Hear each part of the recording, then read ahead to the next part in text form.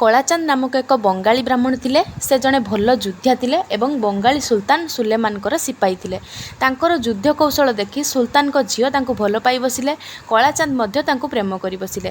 ତାଙ୍କୁ ବିବାହ କରିବା ପାଇଁ ସେ ନିଜ ଧର୍ମ ପରିବର୍ତ୍ତନ କରି ମୁସଲମାନ ହୋଇଗଲେ ଏବଂ ତାଙ୍କୁ ବିବାହ କଲେ। ତାଙ୍କର ପ୍ରଥମରୁ ସ୍ତ୍ରୀ ଏବଂ ପିଲା ଥିଲେ।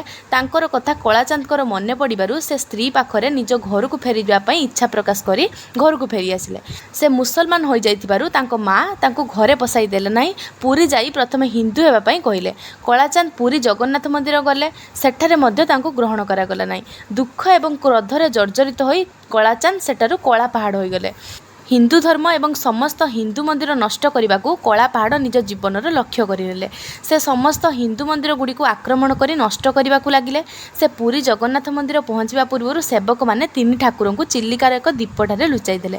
ଏହି କଥା କଳା ପାହାଡ଼ଙ୍କୁ ଜଣାପଡ଼ିବା ପରେ ସେ ତିନି ଠାକୁରଙ୍କ ପାଖରେ ପହଞ୍ଚିଗଲେ।